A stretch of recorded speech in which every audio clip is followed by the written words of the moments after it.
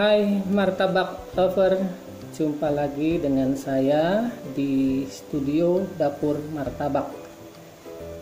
Pada kesempatan kali ini saya akan berbagi resep kembali, yaitu resep martabak versi lainnya.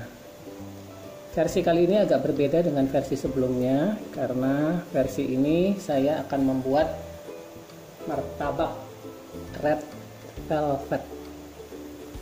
Ya sebenarnya tidak murni red velvet karena saya tidak pakai pastanya ya, tapi sebagai pengganti saya menggunakan pewarna makanan warna merah. Baik, kita mulai ya. Sebelumnya saya sampaikan dulu bahan-bahan yang kita perlukan. Tepung terigu protein sedang sebanyak 220 gram. Saya kombinasi dengan tepung protein tinggi 30 gram. Kenapa? Agar nanti daging martabak kita agak kenyal, tidak alot. 1 butir telur, nanti kita pakai kuningnya saja. 50 cc santan cair, atau kalau tidak ada santan boleh juga diganti dengan fiber cream. Garam seujung sendok teh. Vanili secukupnya, tujuannya untuk menghilangkan amis dari kuning telur yang kita pakai nanti.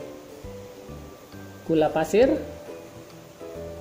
2 sendok makan, dan susu bubuk, dalam hal ini saya menggunakan Denko, juga 2 sendok makan.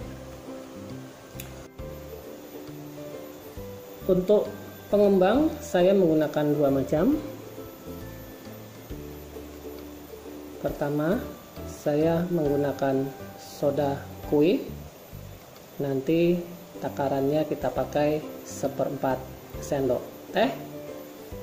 Dan yang kedua, saya menggunakan baking powder, sama takarannya 1/4 sendok teh.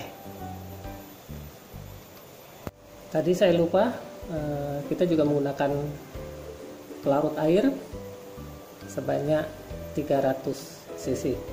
Yuk kita mulai teman-teman. Pertama, saya di sini mendapat pertanyaan juga, kenapa Bang Abang di resep-resep sebelumnya selalu membuat martabak tidak menggunakan mixer, dan Abang sering mengatakan kalau tidak memahami kecepatan dan waktu maka adonan kita akan mengalami overmix. Tolong Bang berikan petunjuk cara penggunaan dengan menggunakan mixer. Kali ini saya jawab. Makanya untuk kesempatan ini saya menggunakan mixer. Saya akan tunjukkan bagaimana kita membuat adonan martabak dengan menggunakan mixer tanpa mengalami overmix yang tetap bagus. Jadi tidak terlalu lembut, tidak seperti adonan bolu atau adonan kue pukis. Kita mulai saja ya. Langkah pertama, kita masukkan terlebih dahulu tepung terigu protein sedang semuanya, lalu langsung kita campur dengan tepung terigu protein tinggi.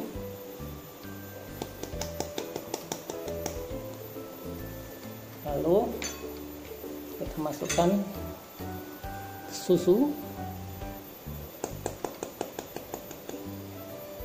dan berikutnya gula pasir.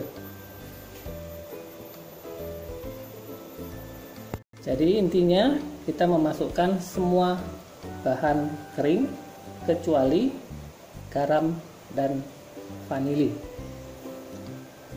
Baik, kita mulai saja. Kita mengaduk dengan mixer. Kita masukkan air secara bertahap ya, jangan semua. dan kita awali dengan kecepatan rendah.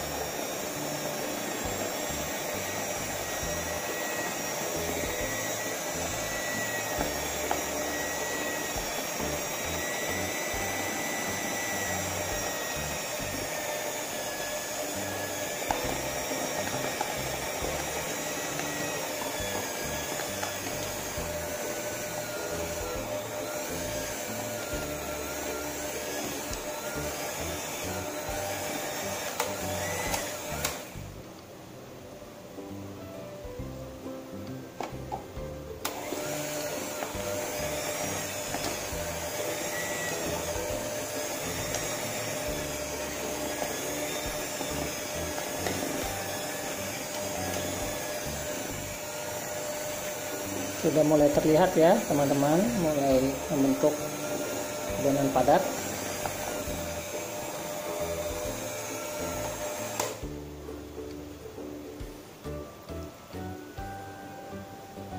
Jadi kita masukkan airnya bertahap, jangan sekaligus nanti tumpah-tumpah.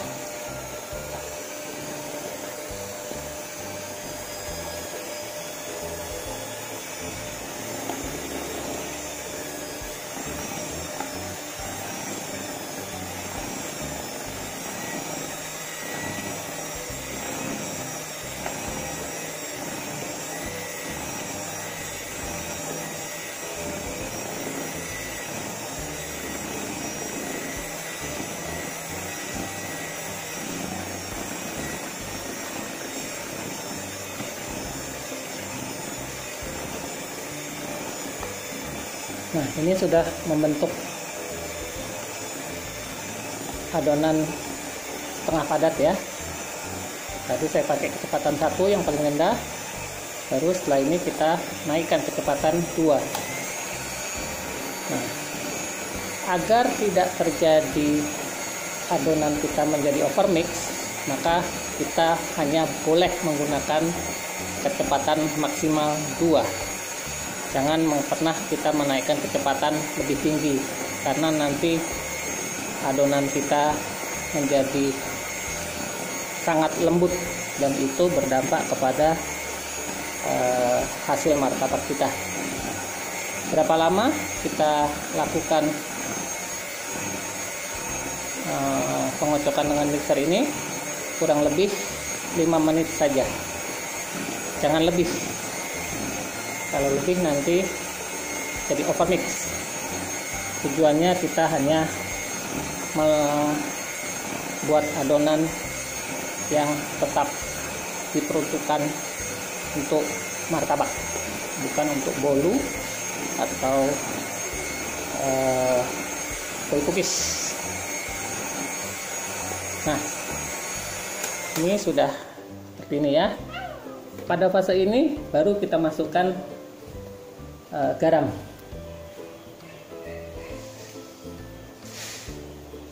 dan vanili, semuanya saja.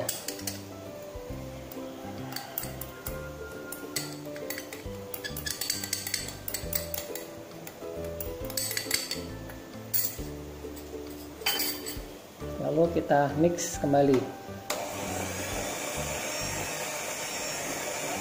Tujuan pemberian garam adalah sebagai penyimbang rasa, karena kita tahu persis bahwa martabak itu full manis, maka kita berikan garam sedikit untuk penyimbang rasa. Dan pemberian vanili tujuannya untuk menghilangkan atau menyamarkan bau amis dari telur yang kita pakai nanti.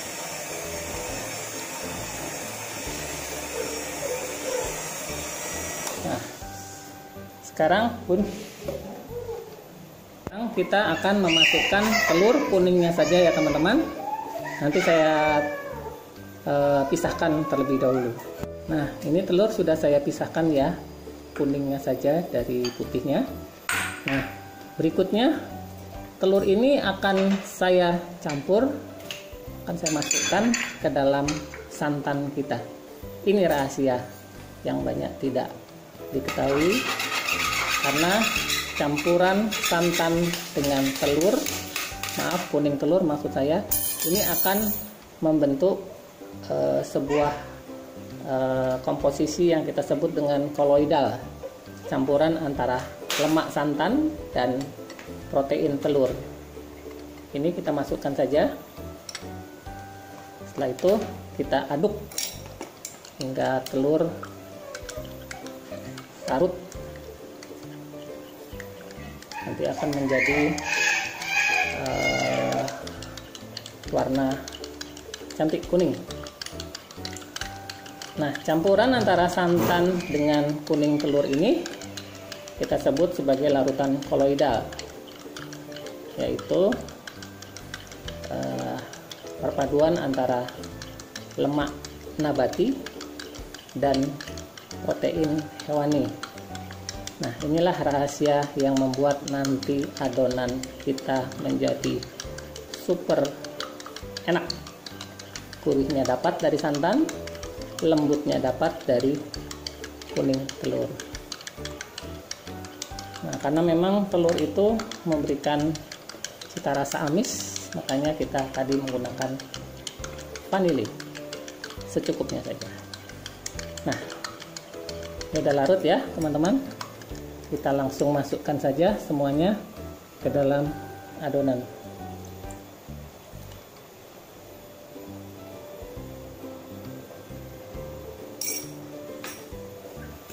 Nah, baru kita lakukan mix kembali. Kecepatan rendah saja.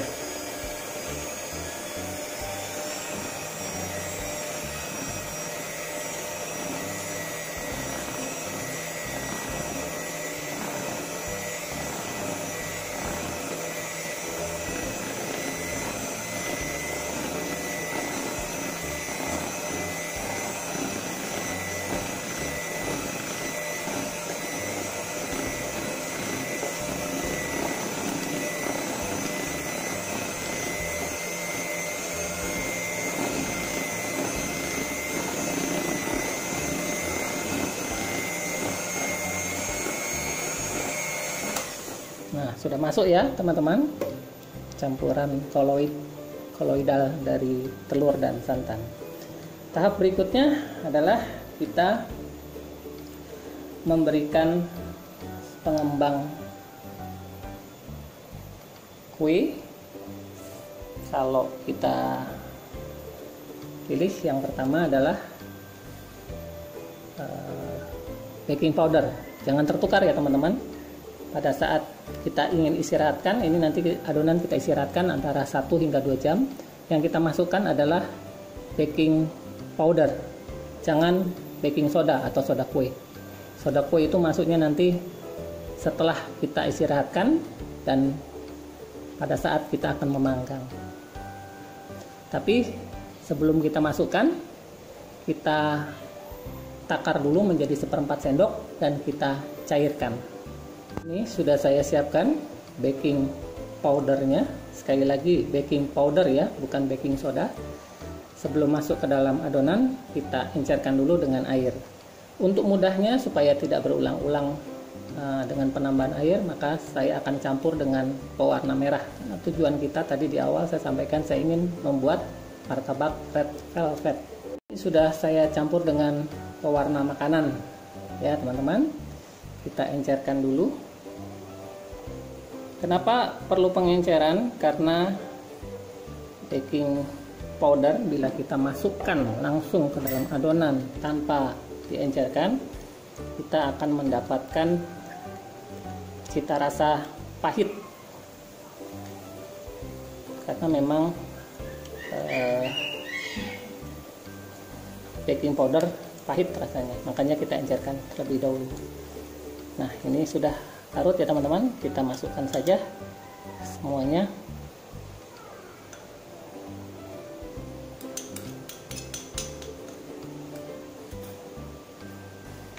Lalu kita mix kembali dengan kecepatan rendah saja.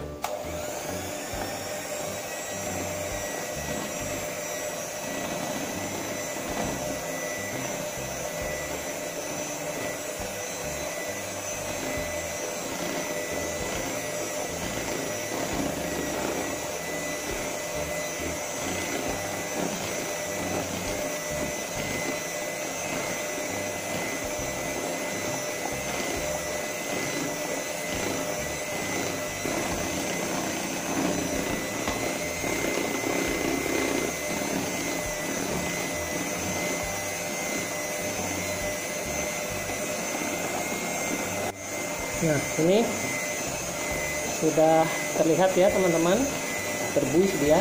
Itu artinya baking powder yang kita masukkan bekerja aktif. Jangan pernah kita memasukkan bahan pengembang yang sudah expired atau tidak aktif. Dampaknya nanti martabak kita tidak akan pernah bersarang. Nah, ini sudah cukup ya teman-teman. Tidak perlu kita mix lagi karena sudah kalis. Langkah berikutnya adalah kita mengistirahatkan adonan selama 1 hingga 2 jam. Tujuannya apa? Agar baking powder yang kita masukkan tadi akan bekerja dengan optimal. Tinggal kita istirahatkan ya teman-teman. Saat kita istirahatkan, jangan lupa kita tutup ya teman, agar tidak ada kotoran atau segala sesuatu yang masuk. Kita bisa menggunakan serbet makan atau lap makan. Kita tunggu 1 hingga 2 jam ke depannya teman-teman. Baik teman-teman, ini sudah kita diamkan 1 jam ya. Yuk kita lihat bagaimana hasilnya. Nah, bagus sekali ya teman-teman, dia berbuih. Jadi setelah kita istirahatkan 1 jam, hasilnya seperti ini. Nah, tahap berikutnya adonan sudah siap kita panggang. Cuman sebelum kita panggang ada satu tahap lagi, kita akan memasukkan soda kue ya. Ya, soda kue sudah kita siapkan ya teman-teman. Takarannya 1/4 sendok teh saja.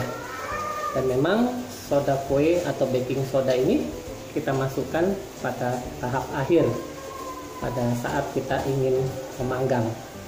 Tapi sebelum kita masukkan ke dalam adonan, kita encerkan terlebih dahulu. Tujuannya apa? Agar kita tidak mendapatkan rasa getir. Jadi kalau soda kue ini getir, kalau baking powder pahit. Kita aduk dulu ya teman-teman, biar rata.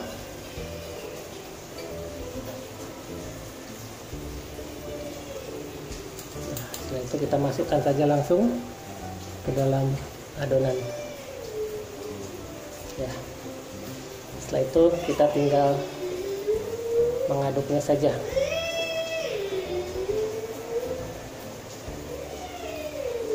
Yakinkan adonan kita telah bersatu dengan soda kue ini secara merata, agar hasilnya nanti betul-betul bersarang bagus.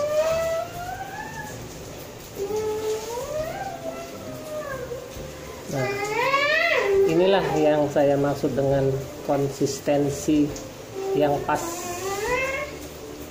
ya. Bisa dilihat teman-teman, dia tidak terputus ya, pas sekali. Oke, baik teman-teman, kita siap panggang. Kita siap memanggang ya teman-teman. Sebelum adonan masuk, kita persiapkan dulu loyang kita. Kita nyalakan kompornya ya.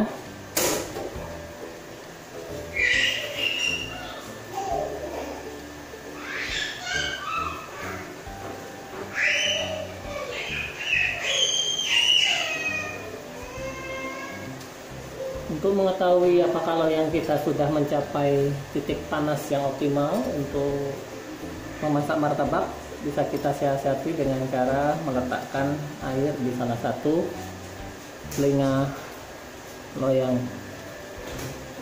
Nah,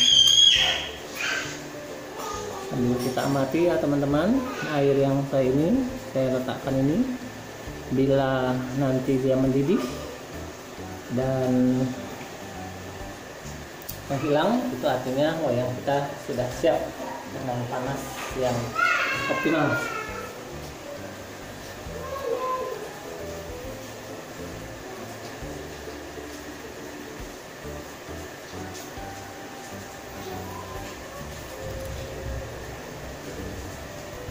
Pada proses memasak martabak ini kita memang membutuhkan kesabaran ya teman-teman. Jangan pernah kita berpikir untuk membesarkan api hanya untuk tujuan mempercepat matangnya martabak kita. Hal itu tidak pernah akan bisa terjadi untuk memasak martabak, karena sifat martabak berbeda.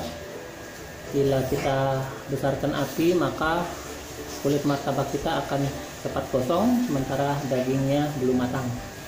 Makanya kita menggunakan api yang relatif sedang, tidak terlalu besar, dan kesabaran serta kecermatan dalam mengatur panasnya loyang.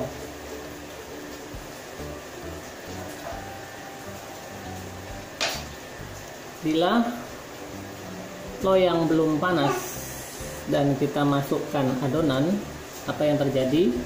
Maka titik didih dari panasnya loyang belum bisa mencapai optimal, sehingga tidak mampu mendidihkan adonan yang kita masukkan. Akibatnya apa? Adonan kita tidak bersarang, tidak mengembang, dan cenderung bantet. Ini sudah mulai menguap ya teman-teman. Terlihat ya, waktu yang pas untuk memasukkan adonan.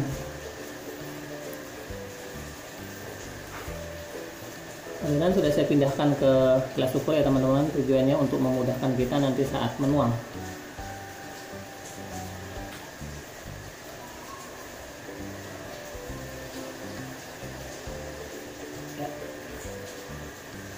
Jangan lupa membuat kupingnya ya teman-teman dengan cara memutar, jangan kaku.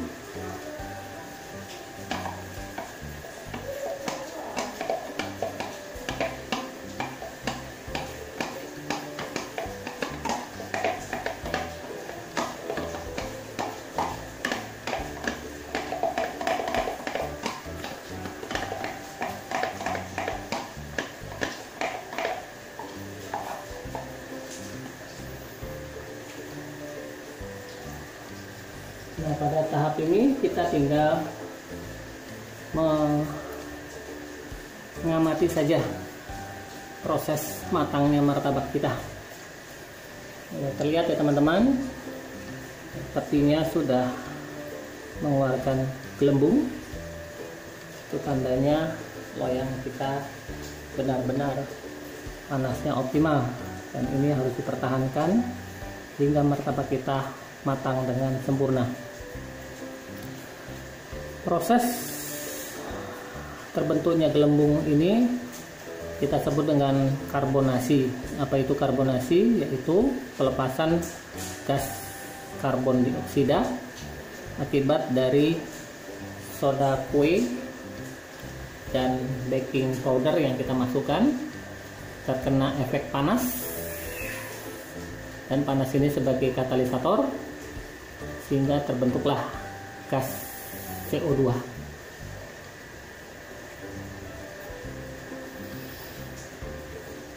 Bila soda kue dan baking powder yang kita masukkan sudah tidak aktif, dalam artian sudah lewat waktu pakainya, kadaluarsa, maka tidak akan pernah terbentuk proses karbonasi ini. Makanya teman-teman harus mensiasati, gunakanlah soda kue dan baking powder yang masih aktif.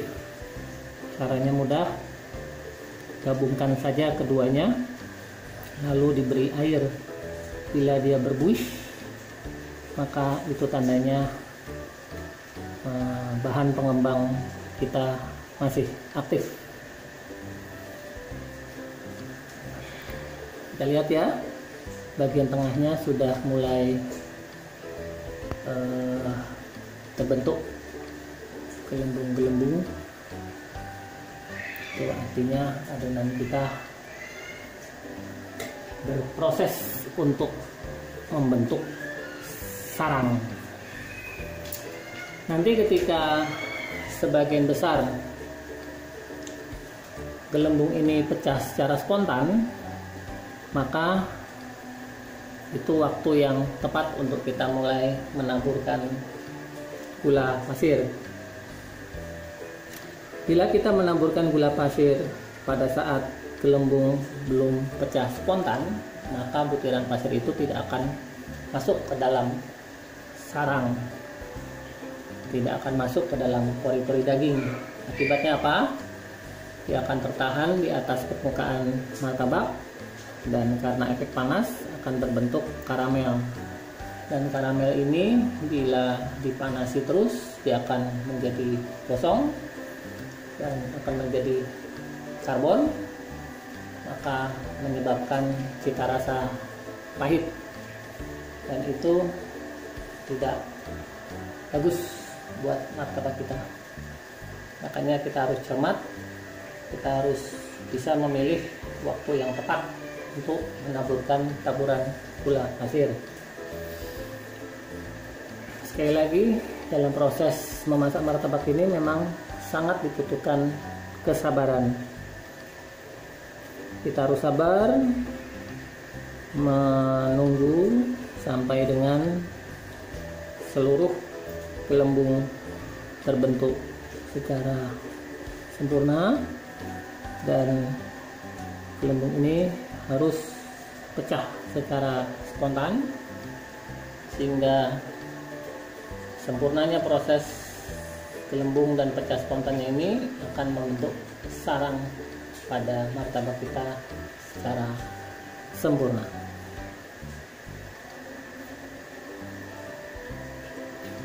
Ini sudah mulai terlihat ya teman-teman, ada beberapa bagian yang sudah mulai pecah spontan. Kita tunggu saja waktu yang tepat untuk memasukkan taburan gula. Oh ya teman-teman,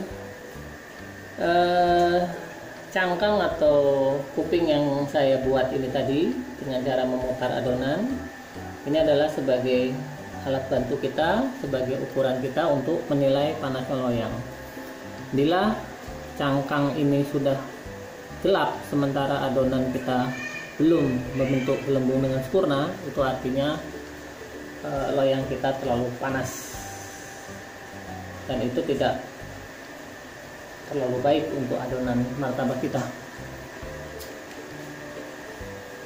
Nah, mungkin terlihat ya pecahnya spontan, dan sarang yang terbentuk sudah mulai terlihat.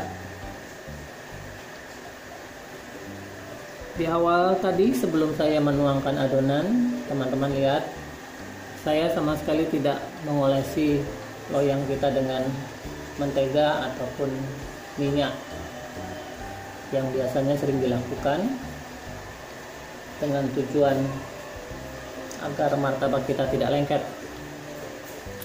Saya tidak melakukan itu karena selama kita tahu dan paham pengelolaan perawatan loyang martabak, maka martabak kita tidak pernah akan lengket. Nanti akan saya buatkan secara khusus ya teman-teman, bagaimana cara kita pengelolaan loyang, cara merawat loyang agar loyang kita tetap bagus dan tidak lengket saat dipakai. Nah, ini sudah waktu yang tepat untuk memasukkan taburan gula ya teman-teman. Nah, bisa kita lihat begitu taburan gula menyentuh sisa gelembung yang belum pecah, maka proses pemecahan gelembung dipercepat.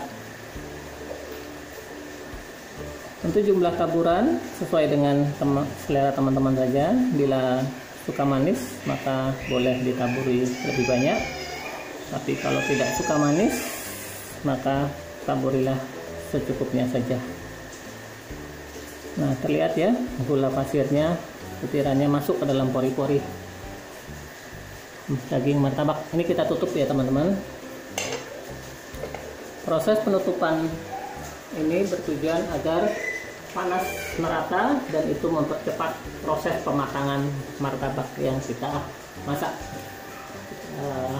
Agar masak sempurna, lamanya kurang lebih 1 hingga 2 menit saja. Sambil kita evaluasi, bila nanti setelah 1 menit kita lihat daging martabak sudah matang sempurna, maka cukup. Tapi bila kita lihat nanti masih ada permukaan yang basah, maka bisa kita lanjutkan hingga matang sempurna. Kita lihat ya teman-teman. Ya, masih terlihat ya, masih ada yang basah. Kita tutup kembali. Kita biarkan sampai betul-betul matang. Pada masa ini saya memutuskan untuk mematikan api kompor. Tujuannya agar proses pematangan ini tidak mendapatkan efek api yang berdampak pada overheating, sehingga kulit martabak kita jadi gosong. Jadi saya mematangkan martabak ini hanya mengandalkan sisa panas dari loyang saja, dan itu sudah cukup.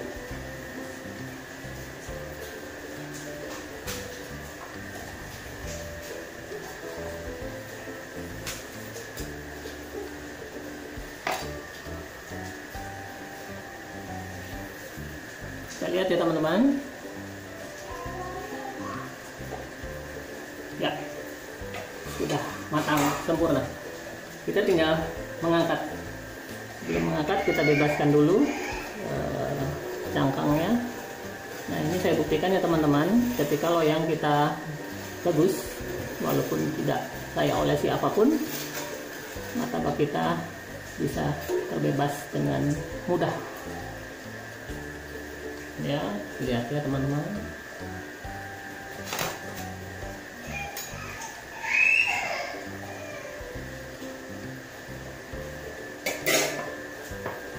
Ya, kurang lebih seperti ini ya teman-teman. Sarangnya terbentuk dengan sempurna, martabaknya mengembang. Inilah martabak red velvet versi Studio Dapur Martabak. Tahap berikutnya kita tinggal mengolesi daging martabak dengan mentega atau margarin.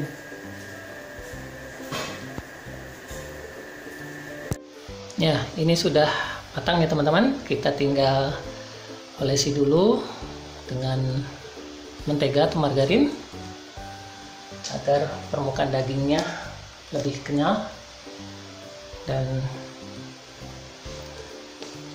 kalian boleh memilih diolesi dengan margarin.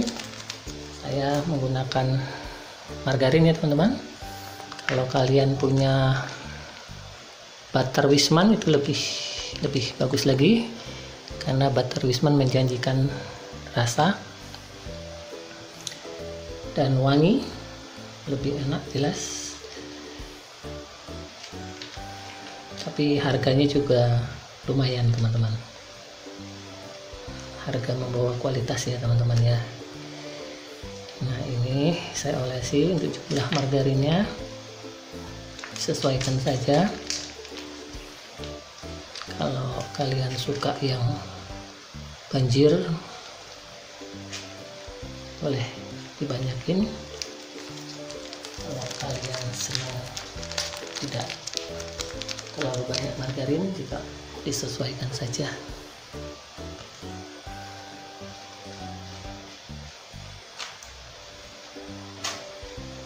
Nah, setelah diolesi dengan margarin, tahap berikutnya saya menggunakan topping wijen coklat ya teman-teman ya. Ini wijennya sudah saya siapkan. Untuk cara menyangrai wijen bisa dilihat di playlist saya, sudah saya sampaikan di sana. Yuk kita taburi saja sesuai dengan selera ya teman-teman.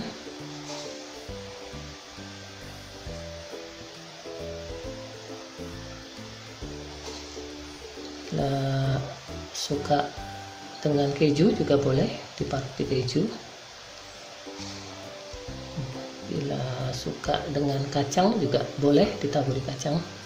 Ada juga cara pembuatan topping kacang yang disangrai.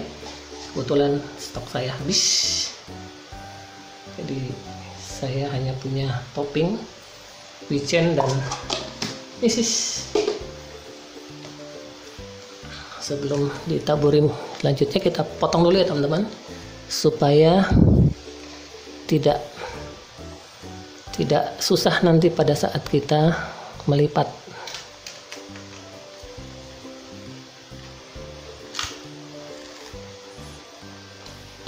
Lembut sekali teman-teman.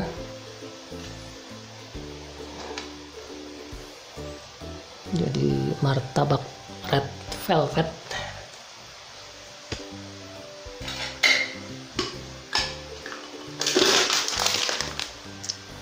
Saya juga menggunakan topping coklat misis. Merek terserah ya teman-teman, sesuaikan saja. Jumlah juga sesuaikan saja.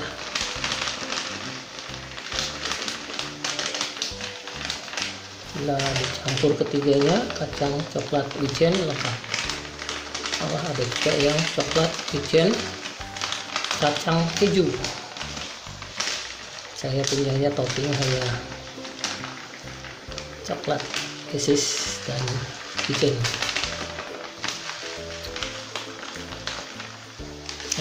Saya kira cukup. Saya tidak coba terlalu banyak. Oke, kita lipat ya teman-teman. Maaf, sebelum dilipat kita taburi dulu dengan susu kental manis. Lupa saya. Tujuannya untuk mengikat agar topping kita terikat satu sama lain.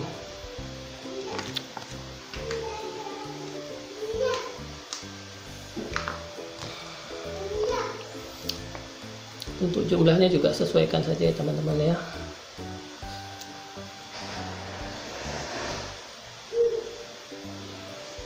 Bagi yang suka manis maka boleh dibanyakin. Bagi yang tidak suka manis maka sesuaikan saja.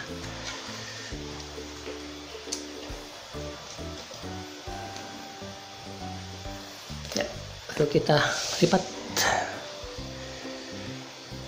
Ya, nah tahap berikutnya kita tinggal mengolesi dagingnya, kulitnya dengan mentega lagi. Kalau kalian punya butter juga bagus, tujuannya agar kulitnya tetap lembab. Terbukti ya teman-teman bagaimana cara kita mengatur api, maka martabak kita akan mendapatkan hasil yang bagus, tidak terlalu gosong.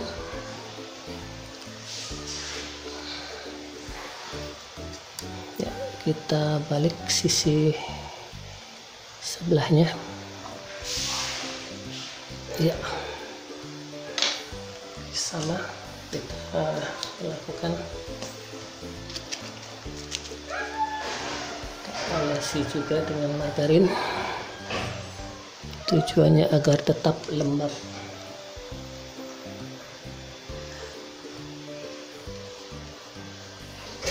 Kalau ada butter Wisman, enak sekali teman-teman. Wanginya dapat, gurihnya dapat. Ya, rasa cukup. Oke teman-teman, sebelum saya potong, saya akan perlihatkan dulu bagaimana hasil martabak red velvet kita. Saya ingin memperlihatkan kepada teman-teman bagaimana ya, bisa kita lihat teman-teman ya, berserat maksimal, merah merona, dan bersarang ya, bagus sekali teman-teman. Kesimpulan akhir, martabak red velvet versi studio martabak berhasil. Di sini juga akan saya perlihatkan Ya, lembut sekali teman-teman. Ya, tetap lembut. Nah, saya kira itu. Sekarang coba kita potong. Untuk memotongnya juga sesuai selera saja. Bagi yang suka besar, maka potonglah yang besar. Nah, lembut sekali teman-teman. Bisa kebayang rasanya. Lembut sekali. Maksimal. Tadi saya lihatkan posisi tengah ya, sekarang saya lihat posisi samping. Ya, bagaimana teman-teman?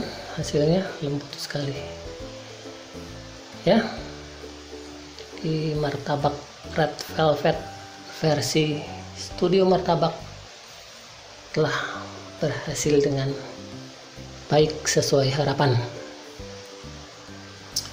Baik teman-teman, saya kira itu dulu tata cara pembuatan martabak versi red velvet kali ini. Saya harap kalian bisa berkenan, dan bila kalian juga ingin membagikan ke media sosial kalian dengan men-share, silakan, agar resep saya bisa di recooking, bisa dimanfaatkan oleh banyak orang. Dan saya juga berterima kasih bila kalian berkenan untuk subscribe channel saya, agar channel saya bisa lebih berkembang dan saya bisa terus membagikan resep-resep terkini atau resep-resep yang populer seputar martabak manis. Baik teman-teman, itu dulu. Semoga bermanfaat, dan sampai jumpa pada video tutorial martabak berikutnya. Salam